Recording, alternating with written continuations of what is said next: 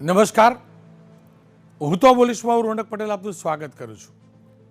હું તો બોલીશનો આજે સતત 1202મો એપિસોડ, 1202મા એપિસોડમાં બે મુદ્દા છે. પહેલો મુદ્દો છે આવી પંચાયતોની ચૂંટણી. જી હા, ગ્રામ પંચાયત, તાલુકા પંચાયત, જિલ્લા પંચાયત અને નગરપાલિકાઓની ચૂંટણીઓ હવે આવી રહી છે. ક્યારે થશે, કેવી રીતે થશે, કોની શું તૈયારી, એની ચર્ચા કરવી છે. અને બીજો મુદ્દો છે ભ્રષ્ટાચાર આઉટ ઓફ કંટ્રોલ. અપેક્ષા હતી કે ટાઇટલ હવે આપણે એવું મારી શકીએ, ભ્રષ્ટાચાર આઉટ ઓફ ડેટ. પણ દુઃખની વાત એ છે ભ્રષ્ટાચાર આઉટ ઓફ કંટ્રોલ છે. અને આઉટ ઓફ કંટ્રોલ કહેવાવાળા લોકો શાસક પક્ષના ધારાસભ્યો છે. એક નહીં, બે ધારાસભ્ય, એક શહેર નહીં, બે ધારાસભ્યોએ, અલગ અલગ શહેરના ધારાસભ્યોએ કહ્યું છે ભ્રષ્ટાચાર આઉટ ઓફ કંટ્રોલ છે. કેવી રીતે, એ મુદ્દે પર્દાફાશ કરવો છે. વાત કરીએ આવી પંચાયતની ચૂંટણીના મુદ્દાથી.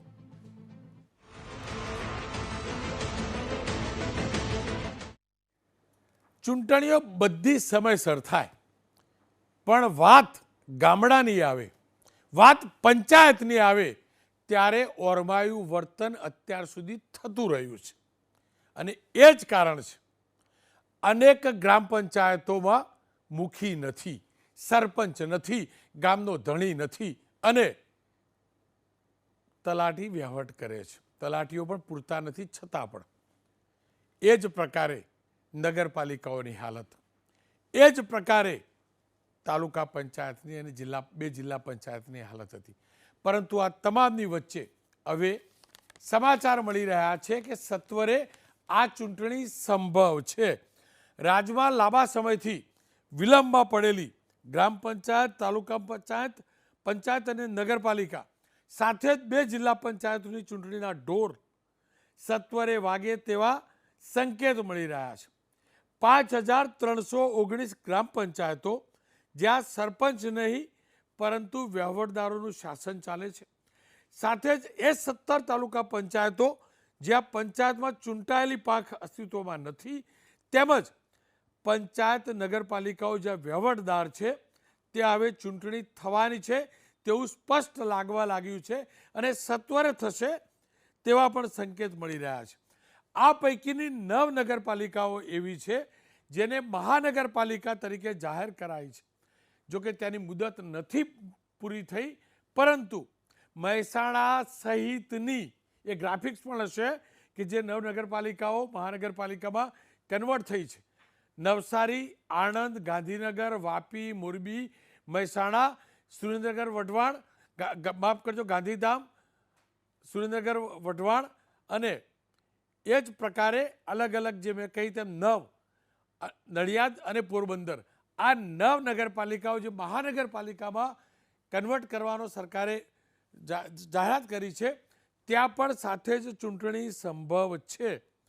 પંચાયતોમાં અનામતનો મુદ્દો ઉકેલાયો ત્યારબાદ વિલંબમાં પડેલી ચૂંટણીનું આયોજન સંભવ એટલે બન્યું છે કે કયા ગ્રામ પંચાયતમાં, કઈ પંચાયતમાં કઈ અનામત કેટલી આપવી એ મુદ્દે જે રોસ્ટર પદ્ધતિ બનવાની હોય છે એનું નોટિફિકેશન અને શહેરી વિકાસ તેમજ ગ્રામ પંચાયતને શહેરી વિકાસ મંત્રાલય અને ગ્રામીણ વિકાસ મંત્રાલયે એની દરખાસ્તો પણ મોકલી છે. અને એ જ પ્રમાણે વિધાનસભાનું હવે જ્યારે ચોમાસું સત્ર મળવાનું છે ત્યારે અહીંયા પણ આ જ મુદ્દે સ્પષ્ટતા થશે, ત્યાંથી એને મંજૂરી અપાશે અને ત્યારબાદ રાજ્યમાં સત્તાવાર રીતે ચોમાસાની વિદાય જે થતી હોય છે, લગભગ સપ્ટેમ્બર મહિનો ગણાતો હોય છે અને ત્યાર પછી ચૂંટણીનું નોટિફિકેશન જાહેર થશે. સંભાવના છે કે ચૂંટણી ઓક્ટોબર મહિનાની અંદર યોજાય. હું ફરીથી કહીશ, બે જિલ્લા પંચાયત ખેડા છે અને બનાસકાંઠા છે, એની ચૂંટણી પણ હવે ઓક્ટોબર મહિનામાં યોજાય તેવી શક્યતા છે. 5319 ગ્રામ પંચાયતોની પણ ચૂંટણીઓ સાથે જ યોજાશે એ સમયગાળા દરમિયાન. એ જ પ્રકારે 17 તાલુકા પંચાયતો, 75 નગરપાલિકાઓ અને નવી બનેલી સંભાવના છે કે 9 મહાનગરપાલિકાઓ એમની ચૂંટણી પણ ત્યાં યોજાય અને એનું સત્તાવાર નોટિફિકેશન જાહેર થાય. વાત પક્ષોની કરીએ તો કોંગ્રેસ લોકસભાની ચૂંટણી બાદ ફ્રન્ટ ફૂટ ઉપર રમી રહી છે અને રાહુલ ગાંધીએ પાર્લામેન્ટમાં કહ્યું હતું કે ગુજરાતમાં ભાજપને હરાવીશું. હવે હરાવવાની વાત રાહુલ ગાંધી રાષ્ટ્રીય નેતા છે એટલે એના પરિપ્રેક્ષમાં ગણીએ તો 27માં વિધાનસભાની ચૂંટણી હોઈ શકે, પણ પ્રદેશ કોંગ્રેસના પરિપ્રેક્ષમાં કહીએ તો સ્થાનિક સ્વરાજની ચૂંટણીઓ પણ પ્રદેશ કોંગ્રેસ માટે એટલી જ મહત્વની છે. પ્રદેશ કોંગ્રેસે અનેક બેઠકો યોજવાનું પણ શરૂ કરી દીધું છે અને ખાસ કરીને બનાસકાંઠામાં જિલ્લા પંચાયતની ચૂંટણી થવાની છે અને બનાસકાંઠા લોકસભા જ્યારે કોંગ્રેસ જીતી ચૂક્યું છે ત્યારે સ્વાભાવિક રીતે જ કોંગ્રેસનો આ ચૂંટણીથી ઘણી અપેક્ષા છે. પહેલી બ્રેક થ્રુ કહેવાય કે લાંબા સમયથી વિકેટ ના મળતી હોય પણ પેલો પાવર પ્લે હટવાનો હોય અને પહેલો બ્રેક થ્રુ મળવાની શક્યતા હોય તેવી શક્યતા કોંગ્રેસ બનાસકાંઠાથી જોઈ રહ્યું છે. તો ભારતીય જનતા પક્ષે પણ ગઈકાલે કમલમમાં બેઠક યોજી હતી. CR પાટીલ પ્રદેશ ભાજપના અધ્યક્ષ કેન્દ્રીય મંત્રી બન્યા પછી એક કારોબારી તેમને કરી પ્રદેશની વિસ્તૃત કારોબારી, ત્યારબાદ કમલમમાં પહેલી મોટી બેઠક કરી જેની અંદર તમામ જિલ્લા મહાનગરપાલિકાના પ્રમુખ, મહામંત્રી અને તે જિલ્લાના પ્રભારીઓ જે પક્ષના પ્રભારીઓ છે એમની સાથે બેઠક કરી, સંગઠનના પ્રદેશના નેતાઓ સાથે બેઠક કરી, સંગઠનમાં ફેરફાર પણ કર્યા અને ફેરફાર ત્યાં સુધી કે સહખજાનચીને તમામ પદ પરથી દૂર કરવામાં પણ આવ્યા અને સાથે બે પ્રભારી જે બાકી હતા એ નિમાયા પણ ખરા. એટલું જ નહીં, સંગઠન મંત્રી કે જે કાર્યાલય મંત્રી, માફ કરજો, કાર્યાલય મંત્રી તરીકે પણ જે હતા તેમને પ્રમોશન અપાયું અને જે CR પાટીલના અંગત સચિવ હતા શ્રીનાથ શાહ તેમને કમલમમાં એટલે કે કાર્યાલય મંત્રી બનાવાયા છે બીજેપીના, પ્રદેશ બીજેપીના. એનો મતલબ એ થયો કે બંને પક્ષો આ ઢોલ વાગવાની રાહ જોઈ રહ્યા હતા, શરણાઈ વાગવાની રાહ જોઈ રહ્યા હતા અને હવે ઢોલ ધીમે ધીમે વાગવા લાગશે તે નિશ્ચિત છે. ચોમાસું વિદાય લે તેની રાહ જોઈ રહ્યા છે નેતાઓ, પણ તૈયારીઓ ચોક્કસથી કરી રહ્યા છે.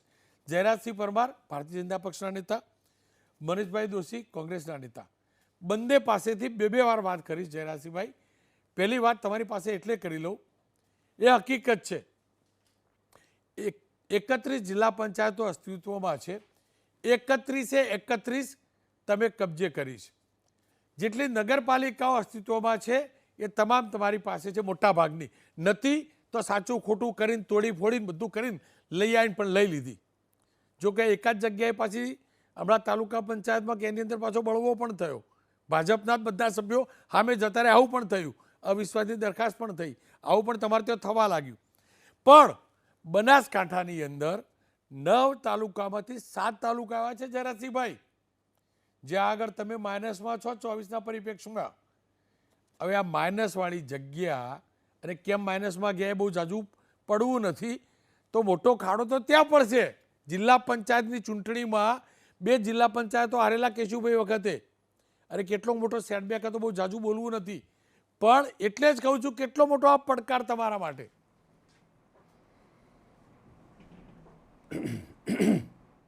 રોનકભાઈ, જો એક વાત બહુ સ્પષ્ટ કહું કે લોકશાહીના જે મુખ્ય 3 પિલર છે એમાં સ્પષ્ટ રીતે જે પહેલું પિલર છે સંસદીય પ્રણાલી એટલે લેજિસ્લેચર, એની અંદર સ્થાનિક સ્વરાજ એટલે ગામનો વહીવટ ગામમાં થાય, તાલુકાનો તાલુકામાં થાય, જિલ્લાનો જિલ્લામાં થાય અને રાજ્યનો રાજ્યમાં થાય. આ સ્પષ્ટ રીતે જોગવાઈ છે.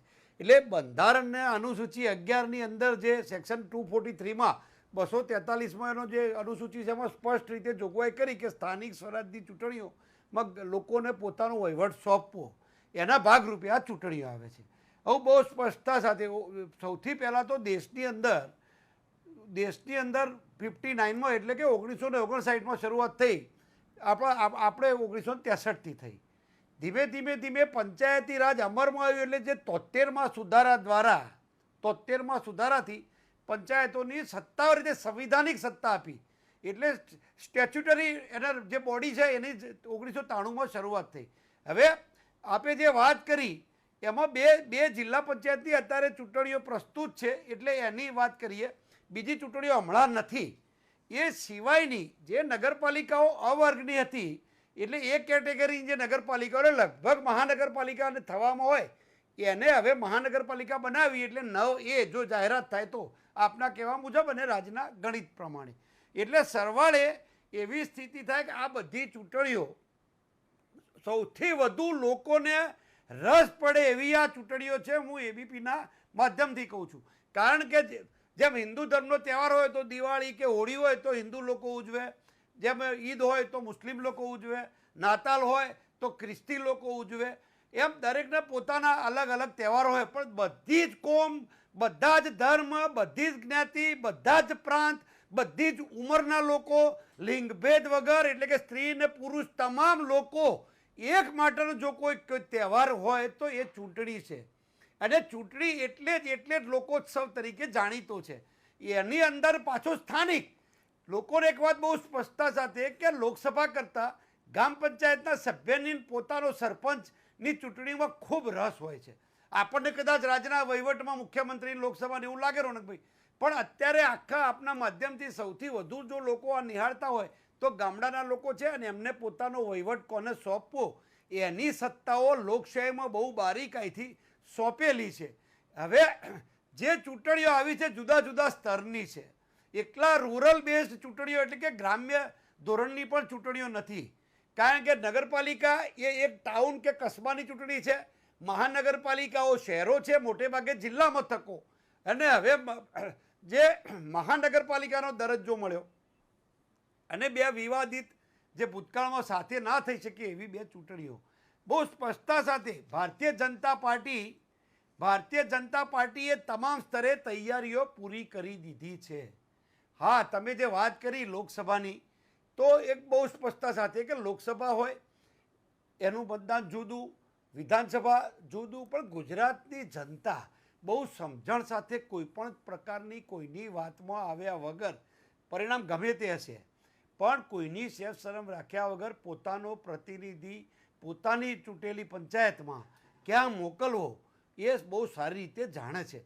એટલે આપણે અપેક્ષા, આશા અને આશાવાદી જ છીએ કે ખૂબ સારી રીતે, સરસ રીતે ચૂંટણીઓ થવાની, આ લોકોત્સવમાં લોકો ભાગ લેવાના. જ્યાં સુધી ભારતીય જનતા પાર્ટીનો સવાલ છે ત્યાં સુધી, અત્યાર સુધી એક આપણું સ્ટેટિસ્ટિક કહું, એ સ્ટેટિસ્ટિક બહુ સમજજો કે દાખલા તરીકે 26 એમાંથી 25 લોકસભા આજે ભારતીય જનતા પાર્ટી પાસે છે. રાજ્યસભાની 11 બેઠકોમાંથી 10 રાજ્યસભાની બેઠકો ભાજપ પાસે છે. ચલો સ્થાનિક સ્વરાજની વાત કરીએ તો વિધાનસભા 161 છોડી અને 4774 તાલુકા પંચાયતની કુલ બેઠકોમાંથી અત્યારે 4500 કરતાં વધુ તાલુકા પંચાયતની બેઠકો જે મેન્ડેટ પર લડાય છે. ગ્રામ પંચાયતની ચૂંટણીઓ આવવાની છે, 5500 આસપાસ, 5319 બોલે આપ, એટલી ચૂંટણીઓ ગ્રામ પંચાયતની ચોક્કસ છે, પણ ત્યાં સિમ્બોલિક નથી, સમજો. એટલે એની ચૂંટણીઓ કોઈ રાજકીય પક્ષના ઓઠા હેઠળ, હા ભલે રાજકીય પક્ષો બે બાજુ દાવા કરશે, પણ જનરલી એ સિમ્બોલિક નથી, સિમ્બોલ પર લડાતી નથી. પણ બાકીની 4774 તાલુકા પંચાયતમાંથી આજે પણ 4500 કરતાં વધુ બેઠકો ભારતીય જનતા પાર્ટી પાસે છે. 980 જિલ્લા પંચાયતની બેઠકો આખા રાજ્યની, એમાંથી 950 આસપાસ બેઠકો આજે પણ ભારતીય જનતા પાર્ટી પાસે છે. 252માંથી 239 તાલુકા પંચાયત ભાજપ પાસે છે, 252માંથી 239. અને જિલ્લા પંચાયત એક માત્ર બનાસકાંઠા બાદ કરીએ તો તમામ જિલ્લા પંચાયત વહેલા મોડા બાદ કરીએ તો પણ 33માંથી 32 થાય, એમ મારી વાત હતી. એટલે તમામ જગ્યાએ જનાદેશ જે કહી શકાય એ જનાદેશ અત્યાર સુધી ભારતીય જનતા પાર્ટીની સાથે છે. એ અત્યાર સુધીના રેકોર્ડ. જયરાજસિંહભાઈ જોડાયેલા રહેજો, મનીષભાઈને પૂછી લઉં. મેં તો એટલે ચિંતા વ્યક્ત કરી, તમે જ ના કહ્યું કે કોઈની શેષરમ રાખ્યા વગર લોકો સ્થાનિક સ્વરાજમાં મતદાન કરે. જો બનાસકાંઠામાં તો લોકસભા વખતે નરેન્દ્રભાઈની શેષરમ હતી ને, એમાં કોઈ ડાઉટ જ નથી, નરેન્દ્રભાઈના ચહેરા ઉપર હતું, છતાં પણ તમારો પક્ષ બેઠક ના જાળવી શક્યો. જયરાજસિંહભાઈ, બીજું તમે કહ્યું કે સૌથી પહેલો સ્તંભ સ્થાનિક સ્વરાજ, પણ દુઃખની વાત જયરાજસિંહજીભાઈ એ છે તમે તો પંચાયતમાં લાંબો સમય રહી ચૂક્યા છો, જબરજસ્ત અનુભવ છે ગ્રામીણ રાજનીતિનો તમને, તો એનું મહત્ત્વ પણ તમે જાણો છો. પણ આ જ સરકારના શાસનમાં 1.5-2 વર્ષ મારું ગામડું, મારી પંચાયતો, મારી નગરપાલિકાઓ સરપંચ વિહોણી પ્રમુખ વિહોણી કેમ રહીને એમાં જાજુ નહીં પડવું જયરાજસિંહભાઈ. આવું તમારી જોડે આવું, પણ એ જ પૂછો ફરીથી, એ જ પૂછો. ઝવેરી પંચવાળી વાત કેટલી વાર એક્સટેન્શનો પડ્યો, આ બધું છે જ. પણ આ તો ચિંતા મારી એ છે કે બનાસકાંઠા કેવી રીતે હાચવશો એ કહીશ તમને. પણ ત્યાંથી મનીષભાઈને કહું, મનીષભાઈ આ ચૂંટણીથી જુઓ, જયરાજસિંહભાઈને તો જબરજસ્ત કોન્ફિડન્સ છે કે જન્મ તેમની તરફ છે. તમારા પક્ષને કેટલો કોન્ફિડન્સ? રોનકભાઈ, પ્રજાનો ઉત્સવ, લોકતંત્રનું પર્વ હોય, સ્થાનિક કક્ષાએ ત્રિસ્તરીય માળખું, એટલે કે સૌથી મોટું સમજવાની જરૂર છે કે આખા દેશની અંદર રાજીવજીએ જે પંચાયતમાં સુધારા લાવીને સત્તાના વિકેન્દ્રીકરણ, એટલે કે પંચાયત ત્રિસ્તરીય માળખામાં પંચાયત, તાલુકા પંચાયત ને જિલ્લા પંચાયત, ગામનો વિકાસ, ગામની સભા કરે, આ સરસ મજાની આદર્શ પદ્ધતિ સાથે આ દેશનો વિકાસ થાય અને ગામથી લઈને પંચાયતથી લઈને તાલુકા પંચાયત, જિલ્લા પંચાયતનો વિકાસ થાય અને રાજ્યનો વિકાસ થાય અને રાષ્ટ્રનો વિકાસ. આવી સુંદર વિભાવના સાથે આપણે ગૌરવ સાથે કહી શકીએ કે બળવંતરાય મહેતા કમિટી આખા દેશની અંદર પંચાયતી રાજની વિભાવના લાવ્યા, રાજીવજીએ એને મજબૂતી આપી આખા દેશની અંદર અને પંચાયતી રાજની આખી વ્યવસ્થા થાય.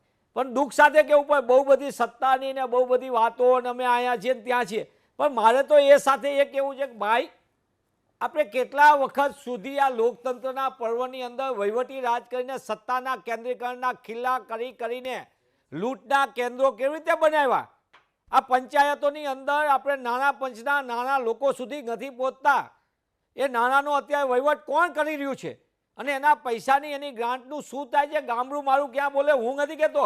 હમણાં આઈએસ ડીડીઓની, આઈએસ અને ડીડીઓની પોતાની પંચાયત ડેવલપમેન્ટ ઇન્ડેક્સ પીડીઆઈ એનો રિપોર્ટમાં સાચા આંકડા અને સાચી વિગતો ભરાઈને આવતા સરકાર હરકતમાં આવી. દેશની અંદર પંચાયતી રાજમાં પાછળ ધકેલાયેલું ગુજરાત ભાજપાના કાંડના કારણે, કૌભાંડોના કારણે અને એના કારણે ગ્રામ્ય વિકાસની જે સ્થિતિ થઈ, દુર્બળ સ્થિતિ છે, એની હકીકતો સામે આવી. એટલે તાત્કાલિકપણે મિટિંગ બોલાવી મુખ્યમંત્રીશ્રીએ. આ હું સત્તાવાર રીતે એટલે કહી રહ્યો છું કે એ બધી હકીકતો સાથેનું માધ્યમોમાં આપે પણ ચલાવ્યું.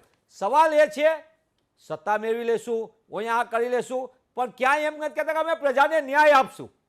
પ્રજાને ક્યારે ગામડાના આ 5400 જેટલી પંચાયતોના લોકોના ન્યાયથી વંચિત રાખવાનું પાપ કોને કર્યું? ભારતીય જનતા પાર્ટીએ કર્યું. સત્તાનું કેન્દ્રીકરણ કરીને ગાંધીનગરથી વહીવટના નામે જે ગોઠવણોના ખેલ ચાલ્યા, કોણે કર્યા? ભાઈ, જિલ્લા પંચાયત ને તાલુકા પંચાયતોની અંદર ગુજરાતની અંદર 52% વસ્તી જે જનાધાર ધરાવે, જેની સીધી સામાજિક, શૈક્ષણિક રીતે, આર્થિક રીતે જે નબળી કહેવાય, social economic backward class, SEBC, OBC, બક્ષીપંથના લોકોને એના હકથી, અધિકારથી, રાજકીય અધિકારથી વંચિત રાખવાનું પાપ કોણે કર્યું? ભારતીય જનતા પાર્ટીએ કર્યો. સુપ્રીમ કોર્ટની અંદર કોણે વિગતો રજૂ કરી? કોણે વધુ તમે આપણે કીધું એટલે હું એ વાત તમારા પ્રશ્ન સુધી રાખી, પણ મૂળભૂત રીતે કહું કે કોણે પંચાયત ડેવલપમેન્ટ ઇન્ડેક્સના નામે, આ એબીપી અસ્મિતાના માધ્યમથી કહું છું કે સત્તાના સ્થાને બેઠેલા લોકો, પાવર કરપ્ટ લોકો, એબ્સોલ્યુટ પાવરના નામે આ ગુજરાતની જનતા સાથે વિશ્વાસઘાત કરનાર અને ખાસ કરીને ગ્રામીણ જનતા સાથે છેતરપિંડી કરનારા લોકો જવાબ આપે. જો એમનામાં હિંમત હોય તો જે નિયમ પ્રમાણે માપદંડ આવ્યા છે પંચાયત ડેવલપમેન્ટ ઇન્ડેક્સના, એ અત્યારે જાહેર કરાવી દે કાલ. અને હું આ જ ચેનલથી કહું છું, જો એ હકીકત લક્ષી રિપોર્ટ જાહેર કરે તો દૂધનું દૂધ ને પાણીનું પાણી થયા, કોના પાપે થયું? ગ્રામ્ય વિસ્તારની અંદર તલાટીઓની સ્થિતિ 2 થી 5 ગામ વચ્ચે. હું પણ ગ્રામ્ય વિસ્તારમાંથી આવું છું. મેં ગ્રામ્ય વિસ્તારમાં જોયું છે 2 ગામ 3 ગામ વચ્ચે તલાટી હોય. અત્યારે શાળા કોલેજના પ્રવેશના સમયે લોકોને શું તકલીફ પડે? 2 દાખલાની બહુ જરૂર પડે.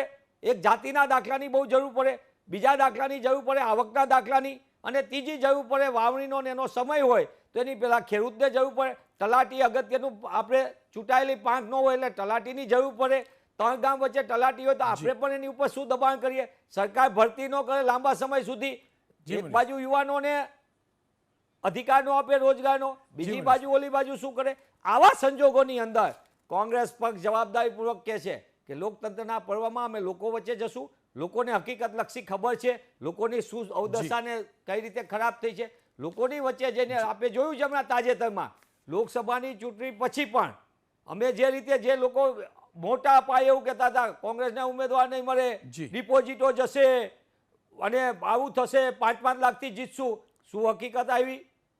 અને એની સાથે સાથે કહી દઉં કે હમણાં જ લોકોએ જોયું કે ભાજપાના કાંડ અને કૌભાંડના કારણે રાજકોટ 20 વર્ષ 25 વર્ષ પછી કેવી રીતે બંધ રહ્યું, લોકોની લાગણી માનવતા જી, ઉપર અને સરકારની અંધભક્તિ હોય જયરાજસિંહભાઈ કેવું એકવાર જઈ આવું, કર્યું. આ પછી આવું. પરિસ્થિતિ પછી છેલ્લી વાત કહી દઉં જી. કે જે રીતે આખી વ્યવસ્થાની અંદર સરકારે ઊભી કરેલી અવ્યવસ્થા અરાજકતાને કારણે હું માનનીય જયરાજસિંહને એટલા માટે કહું છું, જી, જી. મિત્ર છે એમને હું કહું છું, એમને આંકડા સરસ કરી દીધા આ બધા, મનીષભાઈ, પણ સમયનો સાથે અભાવ છે સાથે એટલે- વાત શું જી. છે ખબર, જયરાજસિંહે એ કહેવાની જરૂર હતી કે પંચાયતના ઓલામાં ચૂંટણી પછી પણ પ્રજાને ક્યાંય ન્યાય મળવાનો છે, પૂછી લો એ જયરાજસિંહભાઈ. ન્યાય આપવાની આપણી નીતિ પણ છે જી, જરી કે હોય તો વિચાર. કે પૂછી લો જયરાજસિંહભાઈ, જુઓ આટલું આક્રમકતાથી મનીષભાઈ ક્યારે કમસે કમ પોલિટિકલ વાતમાં નહોતા બોલતા, કારણ કે પહેલાં એવું હતું કાદ ફૂટતો ને તો એમનો પગ છોડવા લઈને ફૂટતો. આ લોકસભા પછી મારું પોતાનું ઓબ્ઝર્વેશન છે, અને હવે તો પાછા ન્યાયયાત્રા પણ કાઢવાના. તમારા ત્યાં આ પ્રમુખ બદલાશે નહીં બદલાય એની જ ચર્ચા. આ તો ન્યાયયાત્રા કાઢવાના, રાહુલજી આવવાના એમના. પાછું એ પણ કહેવું કે પ્રિયંકાજી પણ ત્યાંથી વાયનાડથી ચૂંટણી લડીને અહીંયા આવશે. આ બધા સંજોગોમાં આ તાલુકા પંચાયતનું જે થાય, નગરપાલિકાનું થાય, પણ જયરાજસિંહભાઈ આ ગામડાઓ જે મસ્ત ગોઠવણ કરી સમરસ કરતા હતા, એવું કોઈ આયોજન હશે કે પછી મસ્ત દર વખત દાવા કરીએ એમ બધી ગામડાઓ અમારા ખરીદી લીધા હોય એમ એવું કરશે બે પક્ષો? જોર રોનકભાઈ, પહેલાં તો કોઈ ઉલ્લેખ કરવો નથી, પણ બે વાત અગત્યની છે. પહેલી વાત તો એ કે મનીષભાઈ હમણાં જે બોલતા હતા એ તો કાર્યસૂચિ પંચાયત ધારામાં લખેલી છે. તલાટીના કાર્યો, સરપંચના કાર્યો, ગ્રામ પંચાયતી બોડીના કાર્યો એ તો છાપેલા છે, એ કંઈ બોલવાનો મુદ્દો નથી. એટલે તો તમે મુદ્દો ભૂલી એ ગયા છે નહીં, તમારી કે એમનું 30 કહેવું છે વર્ષથી તમારી ભારતીય સરકાર જનતા ભૂલી ગઈ એમ, પાર્ટી- શાસક પક્ષ ભૂલી ગયો ના, એટલે ના, યાદ હું તો ભૂલ્યો જ કરાવવા. નથી. અમે બે જણા તમે અરે ના અમે ભૂલો. અમે બે જણા છે કોલેજના હોસ્ટેલમાં જોડ્યા હતા ત્યારથી આજ સુધી, એટલે 30-35 વર્ષથી સાથે છીએ. ત્યાં હતા ત્યાં સાથે, પ્રવક્તામાં સાથે, હોસ્ટેલમાં સાથે, પણ મુદ્દો એ નથી. જી. મારી વાત એ છે કે એમને જે સૂચિ વાંચી સંભળાઈ રોનકભાઈ, હવે 30 વર્ષની અંદર 6 ટર્મ પંચાયતોની ચૂંટણીઓ થઈ છે, એટલે વાહિયાત વાતો કરવાનું બંધ કરો ભાઈ. તમને કોઈ ઘૂસવા દેતું નથી, તમારે પગ દેવાની જગ્યા નથી ક્યાંય, તમે ગામડામાં ક્યાંય ઊભા રહેવાની તમારી જગ્યા નથી. તમારે પેલી 7 દીકરીઓ વચ્ચે એક દીકરો આવે ને પારણું બંધાય, પાડોશીના ત્યાં રાજી થાય એવી તમારી સ્થિતિ છે. માંડ ઊભા રહેવાની જગ્યા થઈ છે. એ વળી ક્ષત્રિય સમાજનો આંદોલન હતું, આભાર માનો. બાકી તમારા ભરતસિંહ સોલંકી, પરેશ દાનાણી બધા ભાગી ગયા હતા. રહેવા દો, મને બોલાવશો નહીં ભાઈ. મેદાન મૂકીને તુરમ ખાનો એક નાની મંડળીને અધ્યક્ષ થવાનું ના મૂકે એવા લોકો લોકસભાની ચૂંટણીઓમાં મૂકીને ભાગી ગયા હતા. એટલે હવે મને બોલાવશો નહીં, નહીં તો આપણે બે ઉમેદવાર બદલેલા હો પાછા. તમારો બે બેઠક ઉપર આપણે ઉમેદવાર અરે બદલેલા. એમને કેવું છે મિત્ર છે, એટલે ભાઈ મારી વાત સમજો. આપણો ને અમને તો ભાગી ગયા, તમારે બે બદલેલા. લેવાય કોઈ તૈયાર નહોતું. હા. અને બીજું કે રોનકભાઈ મારી વાત તો સાંભળો. રોનકભાઈ મારી વાત તૂટી જશે, મને લિંક તૂટે છે. એટલે અત્યારે કોઈ અંદર રાજી થવાની સ્થિતિ નથી. લ્યા તમે ખાલી મતોની ટકાવારી તો જુઓ, આ મતના રિઝલ્ટ તો જુઓ. ક્યાં તમારે દૂર સુધી તમને 30 વર્ષથી જનતા એક ધારા ધોકા મારીને કેમ કાઢી મૂકે છે, એનું કારણ બી આ જ છે. લોકશાહીમાં ધોકા એટલે લોકશાહીની વાત કરું છું. જી. લોકશાહીમાં સતત તમને પ્રજા નપાસ કરે છે, એનાય લોકો તમે લોકોની વચ્ચે ઠોકો છો પાછા. એનાય લોકો, એટલે મુદ્દો આ છે કે તમે જે રીતે તમે વહીવટ ભૂતકાળમાં કર્યો છે એનું પ્રજા આટલા વર્ષ 30 વર્ષે પણ સંતુષ્ટ નથી. ભારતીય જનતા પાર્ટીની સામે રોષ હોય, પણ કોંગ્રેસ તો આજે નહીં કાલે નહીં. જનતાના મગજની અંદર જે વાત છે આ છે કે કોંગ્રેસ તો બિલકુલ નહીં. સમજો મારી વાત. અને હવે મુદ્દા ઉપર આવું સાંભળો. આ તો મનીષભાઈની વાતનો ખાલી મેં જવાબ આપ્યો રોનકભાઈ. હવે તમારી વાતનો જવાબ આપું. જો બહુ સ્પષ્ટતા સાથે કહું, આ એક અનામતની ટેકનિકલ બાબતમાં, ઝવેરી પંચના રિપોર્ટમાં ટેકનિકલ બાબતમાં જે 10% હતી ત્યાંથી વધારીને 146 જ્ઞાતિઓનો જે સમાવેશ છે ઓબીસીમાં, એ ઓબીસી માટે આ ટેકનિકલ ક્ષતિ લાંબી ચાલી, એના કારણે ખેંચાયો છે. બીજી વાત, ગામડાની અંદર સમરસની તમે બોલ્યા, સમરસની યોજના હોય, મહિલા હોય તો બધી મહિલા હોય તો એનો પ્રોત્સાહન ઇનામો જુદા, તલાટી હોય, સરપંચ, મહિલા તલાટી, આવા તો હું પંચાયત ધારાના જે સુધારાઓ ગોકુળ ગ્રામથી ચાલુ કરું ને તો દિવસો ઓછા પડે એટલી ગામડાની યોજનાઓ છે. મનીષભાઈ તો કદાચ વહીવટમાં છે કે નહીં હોય, પણ હું તો બેઠેલો છું, મને ખબર છે. જી. એટલે નાની યોજનાઓના જે લાભાર્થીઓ છે ગામમાં, જી. અને એટલે જ જનાદેશ મળે છે. તમે સમજો, બરાબર. જનાદેશ લોકો સિક્કો ના, મારે વાત છે સાચી રોનકભાઈ, તમારી. જરાસિંહભાઈ. એ એના કારણે આપણે બાકી એના જ ઘસાઈ સમય- ગયેલી સમયનો કેસેટો અભાવ આપણે છે. વગાડીએ જરાસિંહભાઈ. તો લોકો તમને મજા આવે, સાંભળો, લોકોને મજા આવે, બાકી મત ના મળે વાત રોનકભાઈ, સાચી મત તમારી, ના મળે. વાત સાચી. 17 પછી આવું જ થયેલું. આપણી જયરાજસિંહભાઈ કેટલી જિલ્લા પંચાયત રહેલી 17 પછી?